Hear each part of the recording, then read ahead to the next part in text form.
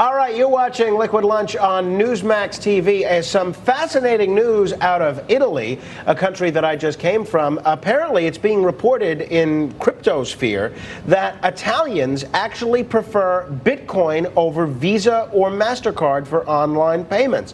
But this is pretty interesting. This is according to a recent report by marketing analysis firm SEMrush.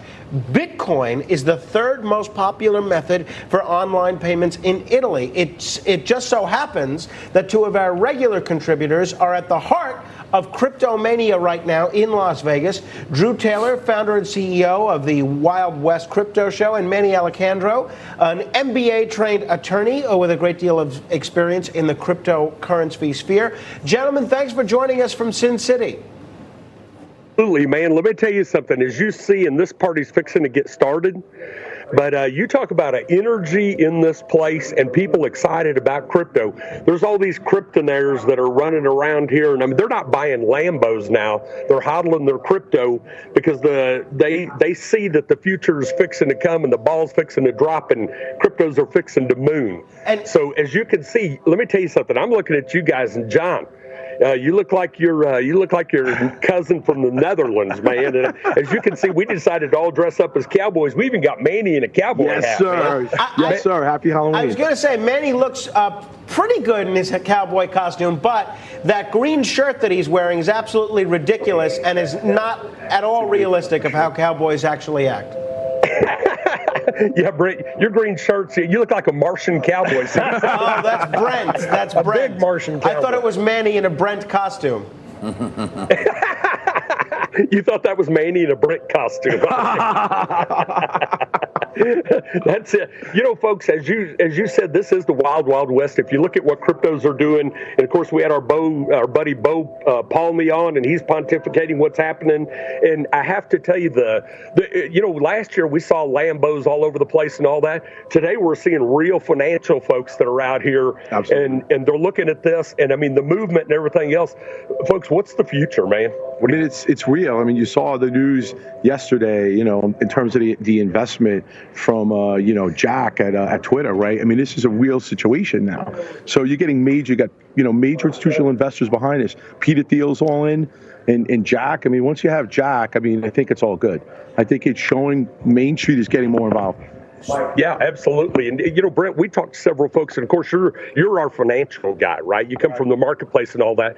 That's why I wear the green Martian shirt. It's money. It's money. Yeah, he's got his money shirt on. So, but some of the guys we talked to yesterday, talking about where this market's going and all that stuff, I mean, what does it make you do when because you've been in the space? Well, the reality is, and the Liquid Lunch is smart to get into this because basically cryptocurrency is becoming its own asset class. Right. And what you're finding with those institutional investors is they're realizing this and they're needing to get in. Let me ask you, gentlemen, since you're down there. The gentleman to my left, President Trump, tweeted a couple of months ago, "I'm not a fan of Bitcoin and other cryptocurrencies which are not money and whose value is highly volatile and based on thin air. Unregulated crypto assets can facilitate unlawful behavior, including drug trade and other illegal activity." I've changed that. Why do you guys know better than President Trump? Quite frankly, I changed it immediately. I'm with it now. Well, let me tell you what's interesting about that, okay? If you look at last Friday, and I'm sure you're watching this, although you were over in Italy, if you look at last Friday, Chi comes out and says, hey, blockchain, we need to get into this because it's real. And all of a sudden, Bitcoin goes, it jumps up 20%, right? And so, one of the things that we're concerned about, we talked about this with you guys many, many times, and that is the U.S. is the train's leaving the station. And we're not on it on the way that we need to be, and we better get in the game. And here's the other thing. All these patriots and everything else, and I'm sure that both of you guys watching this, and Frank, you're the guy with the ear to the ground like we are. Look what Hong Kong's doing with Chi talking about clamping down on those guys. That's how my face ended up this way, with my ear to the ground. Yeah. Well, that's what we did in the old stagecoach days. The Indians put their ear to the ground and they could hear the money running, But it is amazing how we're going to see, and let me tell you something, I'm going to get this guy, Bo Palmy, on y'all's show, because he is a guy, he's over 75% accurate in his predictions in crypto. And so we interviewed him, and I asked him, what made you do this? Because he's done commodities and gold and silver for many years. And he said, to be honest with you, I have to give the credit to my wife. She told me I need to start doing this. And he said, yeah, it's too volatile. I'll look at it. We'll see. She said, I didn't ask you what you thought. I told you need to start doing this. Wow. And now he's spot on. This guy, we'll get him on there because he sees the future in this stuff coming. And he predicted that run up last Friday. He predicted it 2 days before, and he predicted it on the day and almost to the exact amount. I mean, it's amazing what's happening in this space. Gentlemen, what is the big story down there? What is everybody talking about? What's on the minds of all these crypto fanatics out there in Vegas? Well, you know, it's interesting, and, you know, we've been interviewing a lot of the stuff, so we're having to go. We're not attending many of things, the speeches and all that stuff. But, you know, as y'all know, we had Ron Paul on, and we had Charlie Lee and all that. And the buzz in this is we got to make the regular market aware. That's why you guys, what y'all are doing with Liquid Lunch, literally the only nationally broadcast show every single day talking about cryptocurrencies. Because I'm telling you, folks, if you're out there and you're curious about this and you still think, I mean, they've tried to paint it, especially in the U.S., as this being kind of a felonious, you know, type of deal. Folks, it isn't. It's real. The entire world is supporting it. We interviewed a lady yesterday, and she's going to do it again, and we'll track with her. She traveled around the world for 12 weeks living on nothing but crypto. So people and I'm talking about haircuts, getting her nails done, flights, hotels, everything she did, she lived on crypto for 12 weeks and documented it. So when people say it's not real and you can't spend it and all that, it's not true, folks. You're being lied to. Wow. Well, this is very interesting. Manny, do me a favor. Do you have Venmo, Manny? Do you have Venmo, Manny? I do. So, yes, he does. Manny, here's what I'd like to do since you're in Vegas. Let me Venmo you $5 and put it on the hard 8, right? And then if it hits, just let it ride.